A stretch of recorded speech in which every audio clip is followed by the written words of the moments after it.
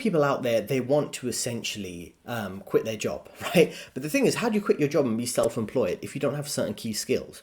And I'm going to focus on one key skill that you really need to develop if you want to survive as someone who's self-employed.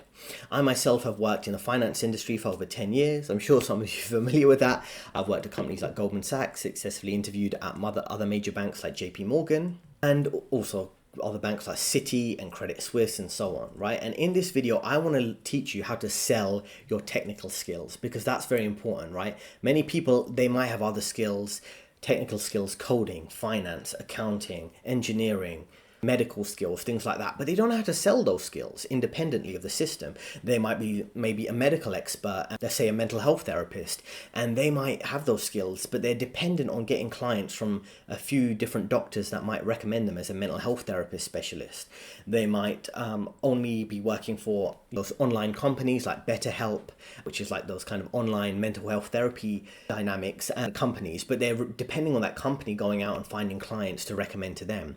So they don't have those sales skills to attract clients on their own basis. And that's what the key lesson is here, right? Many people who have good technical skills, they have something called LISIC, which is low social intelligence, which might sound negative, but give me a moment to explain it.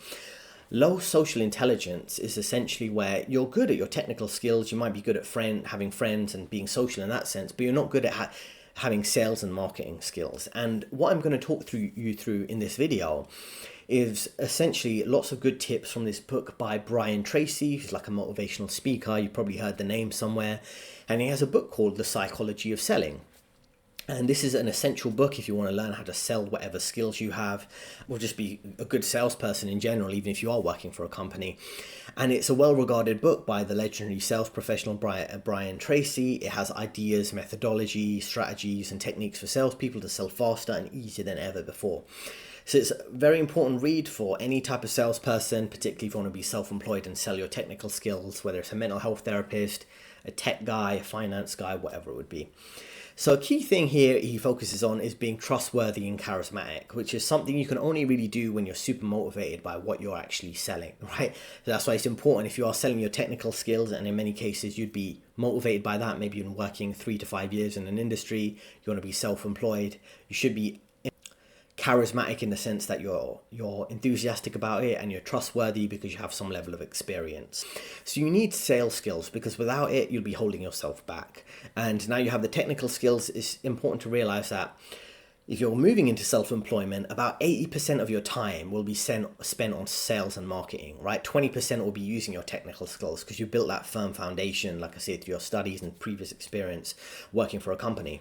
And that's one thing people don't get when they move into self-employment. They think, oh, I'm going to be doing a lot of my typical work, whatever that would be, like whatever technical skill that would be.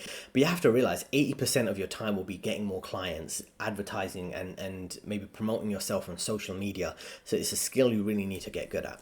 So the first key point from the book is around keeping a positive self-concept. Now, typically, if you're not a salesperson, you might see these salespeople like a car salesman, any type of salesperson, you might see them a bit corny, a bit cringe, a bit fake. But the thing is, they're exuding positive energy because they know that attracts people to them. It's like being popular in a high school, things like that. So salespeople are very important to any business. Without sales, you're not going to have any other aspect of that company operating. Of course, you want to have a HR department or the tech guys or the finance guys if you don't have salespeople attracting people to their company, right? Now, if you have a positive self-concept, you see yourself in a positive way, you really do believe in what you're selling, then you'll be good at getting clients or prospective clients, right? And that'll be no problem for you. Every day will just be full of opportunity, lots of clients in your pipeline, because you're really being positive and selling something you believe in.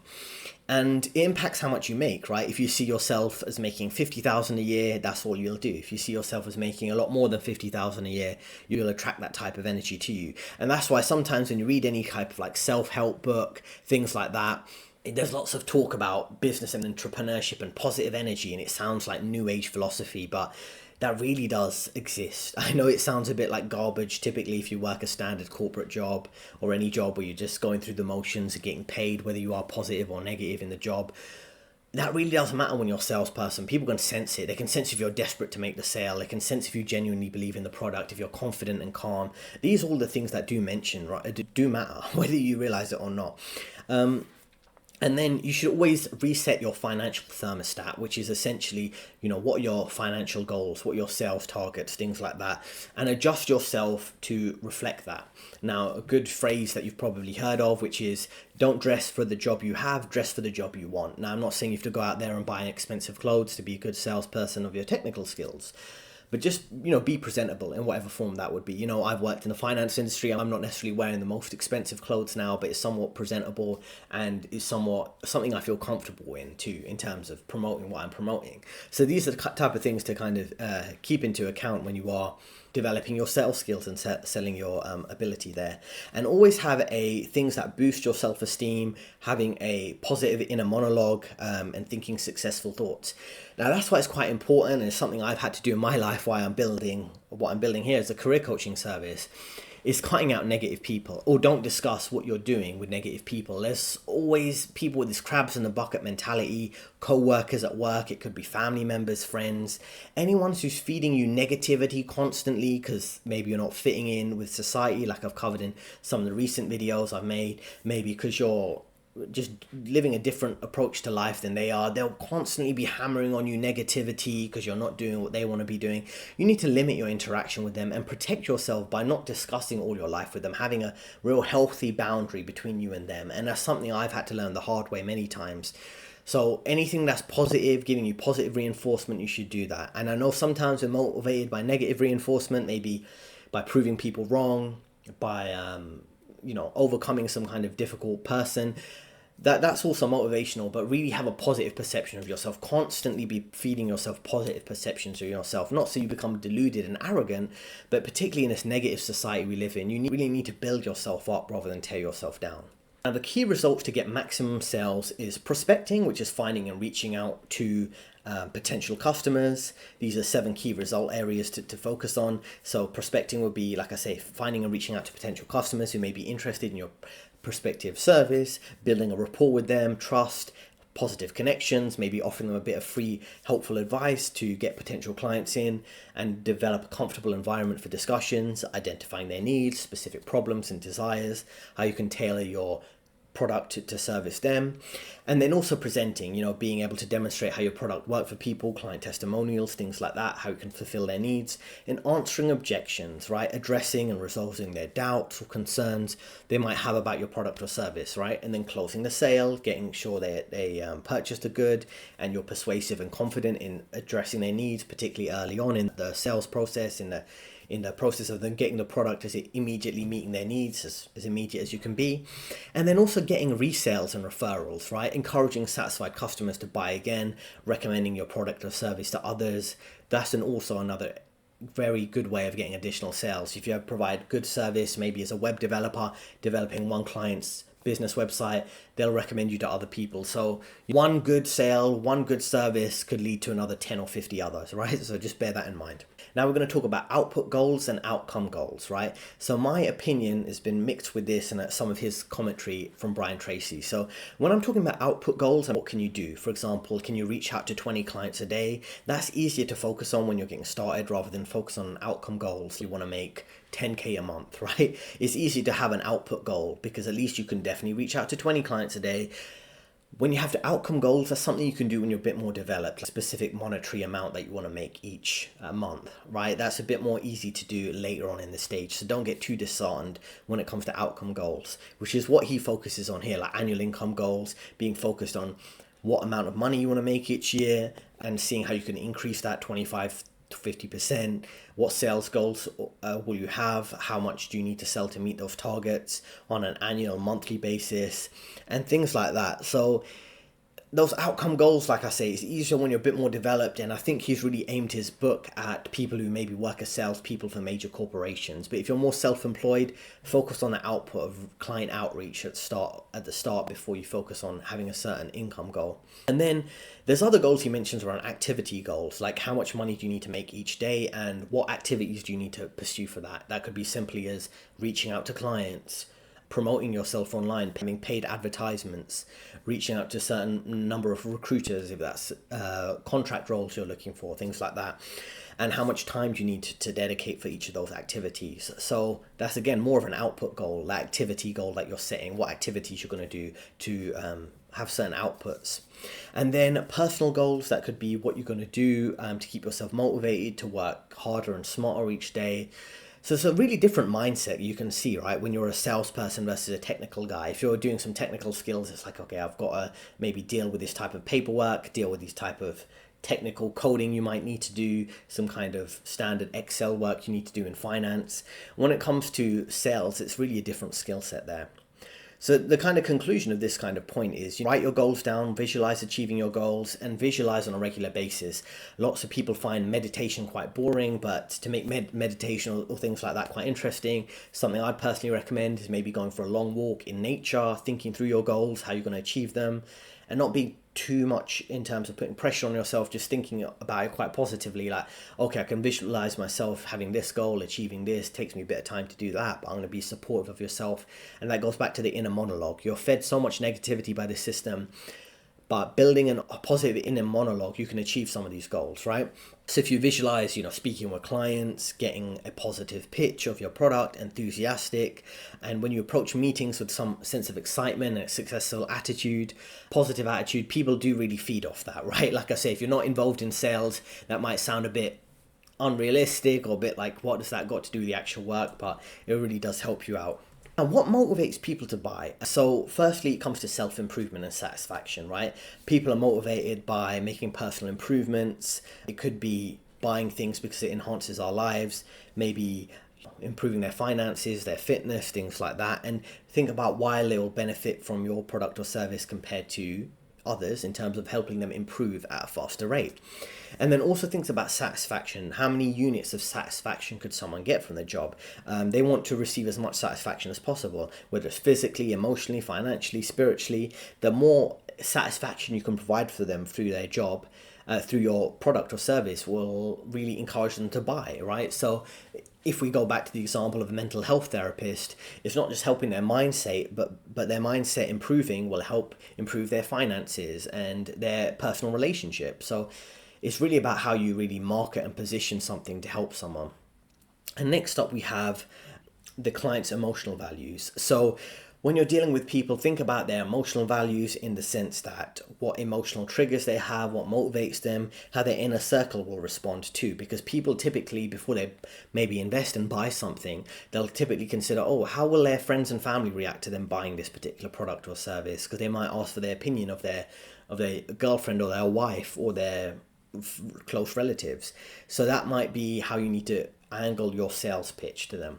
Then things you shouldn't focus on too much would be price and quality, because sometimes if you're competing on price, there'll always be someone who will undercut you and offer a lower price. So that's not necessarily what you should focus on. And also you should not necessarily think about, it depends how you want to angle things, right? Think about the client's desire for gains or wanting to avoid a loss. So it's really about understanding their emotional triggers and what's motivating them, and how you can best service their needs for satisfaction, self-improvement, emotional driven factors, and not being so focused on, I can give you a 5% discount if you buy today. That's kind of the wrong approach to take.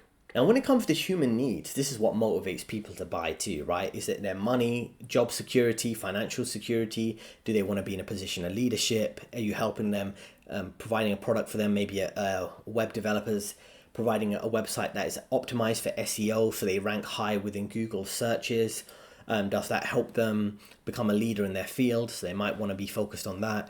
Other human needs would be personal growth and personal transformation, maybe from a mental health perspective, how you can really change their life by giving them 12 weeks of personal growth and transformative mental health coaching.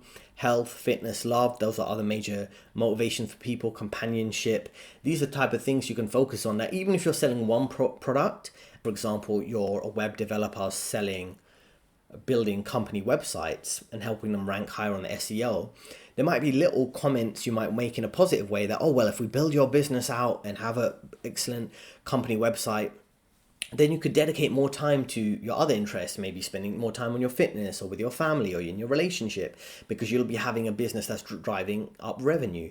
So little things like that, just things you need to bear in mind when you are selling a product. It's not just one small thing you're selling them, it impacts their life overall, and that's how you should position things. And then also when it comes to things at the bottom of the screen, you can see status, prestige, popularity. I'm very anti-status and focusing on social status, but those are major things that motivate people, right? People want to be liked, they want to be highly valued by others, they might want to be perceived as more valuable than others, and that's when you have status or prestige items that are sold, expensive cars and watches. Power, people want power and influence over others. Popularity, in social media, some people want to be popular on Instagram, things like that. So these are the type of things that motivate people, and once you understand people's emotional triggers, that's how you can sell to them in an effective way. So you need to consider the client's perspective, right? So people will ask, what's in it for me? It's an acronym he uses, WIIFM. What's in it for me? So you need to think about what the client benefits from this, not just what you sometimes people are selling and they're just thinking about getting a certain price point and making the sale quite quickly. You need to think about how you're benefiting the client, how it addresses the client's needs. Lead with emotion, as we mentioned earlier, than just logic and rationale. Just don't just say, oh, it costs this much, in 2 months you're going to make this much amount of money from buying my product. It's more emotional, right? Decision making. That's what happens to a lot of people. They're quite emotional when it comes to decision making, not just rationale. In terms of open-ended questions, what could you ask them to learn about what their needs might be, right? You could ask them what they're doing now in this area, how it's working out for them, what plans they have for the future, and if they could have an ideal situation, how it would differ from what they're doing currently. So when you ask these open-ended questions, you can really find out what is their dream end scenario, what current issues they're dealing with, how you can help, because they'll probably mention some of the issues they're dealing with through the conversation. Then you can discuss how you can help them, right? So you should focus on the key benefits, address their key objections too, because normally towards the end of maybe going ahead with the transaction and then paying you for your product or service, they might be thinking about, oh, well, maybe this won't be the right thing to do. They're just about to make maybe a significant investment in their business. So you might need to think about their objections that they might come up with, right? And that's where at the end of the call, you might want to really emphasize the benefits. If they buy your product, they'll definitely receive certain extra products, maybe some bonuses, things like that. And you can reinforce the quality by talking about your client testimonials and different additional positive stories about your product and how important it is to the client to helping them reach the next level of their business or their personal life and so on. So of course, they need to focus on your unique product features, right? So when you're speaking with them, you can mention the 5 top attractive features of your particular product or service, specific needs, and how this meets the client's particular wants, right? So what does and think about what your company or your personal individual service, maybe you're a fitness coach, to focus on another example, how it differs from other fitness coaches. Maybe you're dealing with people who are in their middle age and you're a fitness coach to them, or woman, or maybe woman focused on their fitness after giving birth. These might be things you want to focus on, right? So focus on the specialization, what your product does and how it's unique to the customer's needs, how you're a specialist rather than a generalist, and how your product differentiates from others in terms of differentiation, how 90% of other products are quite similar.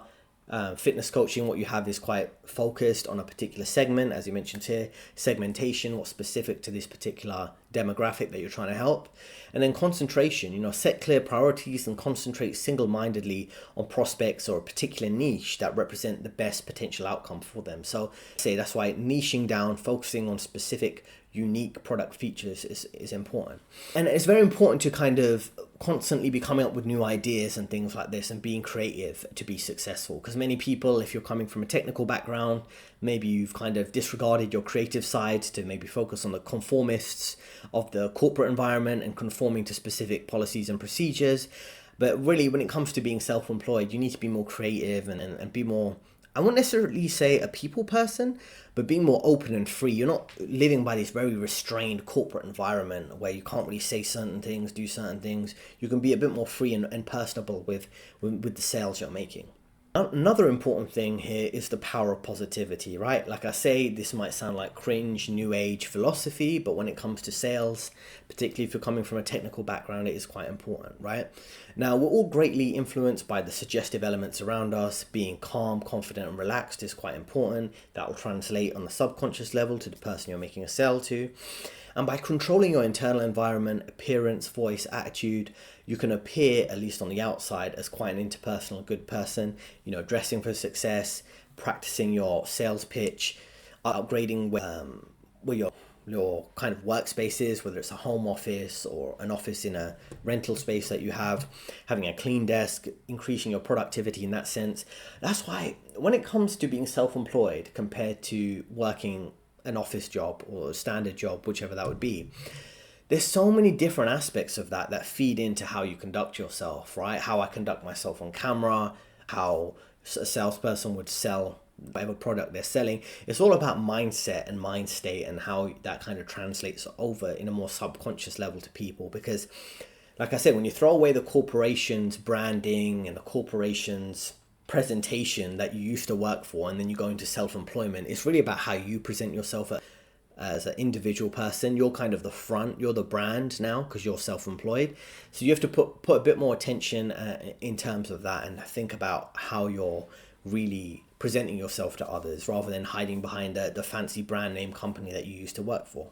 So it's also important to create an impression of value with prospects, the value you're providing, positive body language, kind of sitting in a way that shows you're present and engaging in their discussion with you, shaking hands firmly, minimizing noise and disruptions during your meetings, giving them fewer reasons to be distracted, feeding them lots of positive energy, being positive, prepared, being professional, representing in a good way your personal service, and also being your client's friend in a sense, right? Trying to help them and work to serve their best interests rather than what benefits you. Okay, so it's a bit of a different dynamic from what I discussed in some of my other videos, where if you're working for a major corporation, you should do things that benefit you and be very strategic and kind of self-centered, which is what you need to do to survive in a psychopathic corporate environment. When you're a salesperson, it is more like being a friend to who you're selling to, particularly when you're self-employed.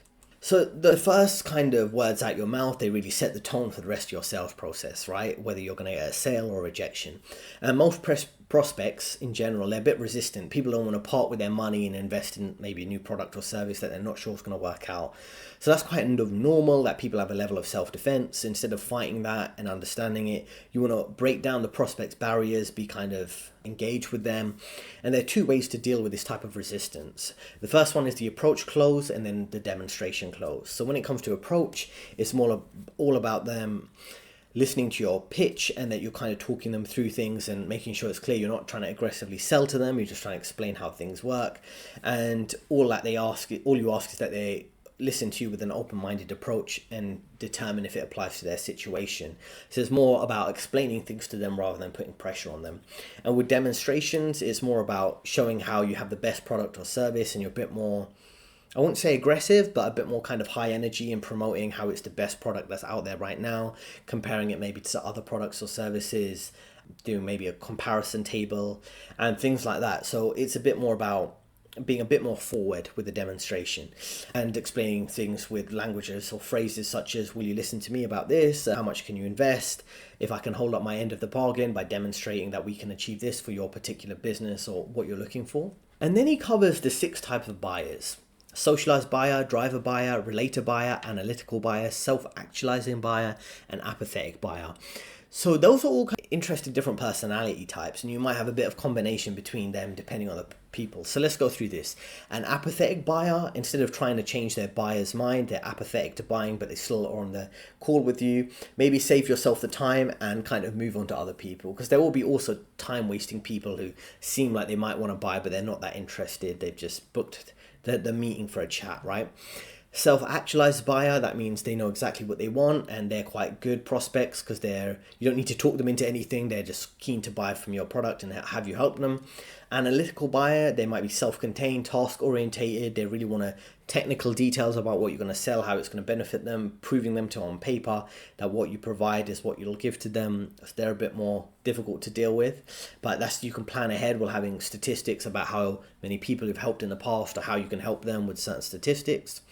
Relator buyer, these are people who are more relationship orientated. They want helpful professions. They want people who are kind of nice and friendly and focusing on them being happy and emotionally invested. So they're a bit of a different approach. Rather than analytical skills, you need more emotional skills and EQ, emotional intelligence. And then the driver buyer. The driver buyer is more achievement orientated. They want specific targets that they can hit to be driven to achieve their goals. So things like that.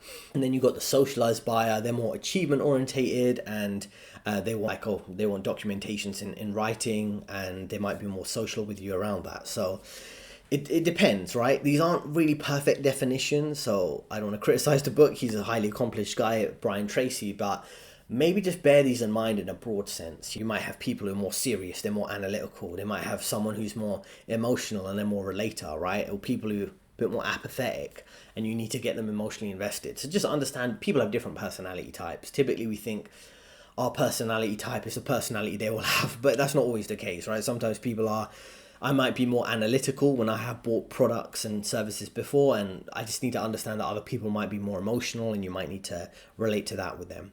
So understand what type of buyer your prospect is, tailor your approach to be more successful with them, listen to them attentively, and look up for signs that show what type of buyer they might be and how you can help them, again, through asking open-ended questions. Now, there's 10 keys to selling more, right? So firstly, do what you love. Really, like what I'm doing right now, for example, is I'm actually helping people with a career and being open and honest about not only corporate careers, but also finance and the finance industry, something I'll probably do more of as time goes on. The point is, I'm doing what I actually love to do. So when you see me talking and hear me talking, it's what I'm passionate about, right? And I would kind of talk like this even if I technically didn't have to, right? And this reflects in my interactions with people, right? You can see I'm more enthusiastic and persuasive and passionate about certain topics. You might have seen in some recent videos too, around gender and men in the corporate environment, things like that. So that's kind of what I love to do. If you're selling a product, maybe you're working as a salesperson in a car rental company like Hertz or Enterprise. Those car rental companies are here in America, quite popular, and you're not motivated by cars, you're not really a car guy, it's going to be a bit more difficult. But if you're a car guy and you like certain nice sports cars and you're talking about that with a client, they're going to pick up on that and they might be more inclined to rent the expensive sports car, the luxury car, because you've been a bit more passionate about it. So really do what you love. And I know that sounds hard to say, and sometimes what pays well isn't what you love to do, but try and get a balance there between the two, right? And then it says decide exactly what you want. Now, setting clear sales goals help you focus your energy on high value prospects and activities that directly drive revenue, right? So decide exactly what you want, what niche you're focused on, what sales goals you have, and then back your goals with persistence and determination. And what that means is consistently following up despite getting rejections in your sales process, building trust with clients, ensuring more deals are closed over time, committing to lifelong learning. And this means constantly being up to date with industry trends, developing your skills, sales skills and technical skills to provide better solutions and stay ahead of competitors. And that can be quite time consuming, right? So depending on your business, how it operates, let's say you're a web developer, you might be spending, let's just say Monday, Tuesday and Wednesday doing web developing for your clients, but you set aside Thursday and Friday to have more sales calls, to attract more clients, produce more marketing material, maybe on your website and things like that, improving the SEO of your own website to attract more clients. And then on the weekend, you relax, but you spend some time developing some technical skills, maybe learning new coding languages or developing a bit of your sales skills through a sales course, things like that. So it's all about being committed to lifelong learning, and you tend to be more invested in that when you are self-employed. If you have to do a professional qualification because your company tells you and you don't really want to do it, then it can be a bit demotivating and seem like a drag. But when you're more invested in your work, it's kind of more exciting. And then it talks about using your time well, efficient time management, as I just mentioned, to be productive, having different days for different tasks. And this will really maximize your sales potential because you do have a bit of variety in the work you do. Following the leader, paying attention to successful salespeople, maybe you know niche, proven strategies at work, and using that as inspiration to help you develop your technique and skills. And it's all about self-improvement and self-development rather than getting caught up in a passive-aggressive competition with a competitor, just learning and developing your niche in that way. Now, character is everything, building good trust with your clients, honesty, integrity. It builds the client relationship to make it stronger, having long-term loyalty. This is how you develop a good, solid reputation in your industry and really grow your client base. And unlocking your inborn creativity, innovative approaches to solving client problems, presenting products in kind of a more innovative way, and you're having your sales pitch be more compelling and memorable to people, right? So that's what I mean about being creative. That's the one thing you don't necessarily have in a corporate job. you can't be creative in too many senses. Even if you work as a salesperson, they probably give you a certain sales pitch to have to sell, like I say, car rentals. But to be creative, you really can do that more in your self-employment, where you can rejig up what you say. You're not on a recorded call where your company's going to be listening and reviewing your sales process. You can have a bit more freedom to do as you see fit. Practicing the golden rule is treating clients with respect and empathy, to build rapport, to get repeated business, treat people how you want to be treated. That's the golden rule. And then paying the price of success. Now, what do we mean by that? Being disciplined, putting in daily effort, even when things aren't going your way, maybe having a rough month, not many sales. Keep pushing forward, keep making the sacrifices to get consistent targets that you want to meet. Keep pushing forward in that way. Now, the thing is, when you follow these type of keys, your future's unlimited, and you have within you those skills to develop, right? You're unlocking that within yourself, right? Everyone's a salesperson to a certain extent. Even if you're just working corporate jobs, you are interviewing many places, you're selling yourself in terms of you're selling your skills in job interviews, things like that, through your resume. So it is different, but it's something you've kind of done before. So don't get too disheartened if you're hearing about this for the first time. So the key concepts come from this book from Brian Tracy, Psychology of Selling. Of course, I'm not affiliated with Brian Tracy. There's no affiliated link or anything. So I'm just giving an honest review of that. I think there are many good points there, particularly if you don't come from a sales background and you want to be more self-employed. This is the one key skill, as I say, that you really need to consider developing so you can quit your 9-to-5 and attract clients as you see fit. So I hope you found that helpful. Let me know in the comments what's the key selling skill that you want to develop, what you've learned from this video so far. And if you're new to the channel, I've worked in the finance industry for over a decade, Goldman Sachs, Morgan Stanley, investment banking, sales and trading roles, things like that. And I offer a career advice service. There's a link in the description if you want to speak with me directly. And I hope you found this helpful, and I look forward to seeing you in the next video. 2 recommended videos on your screen right now. I'll see you next time.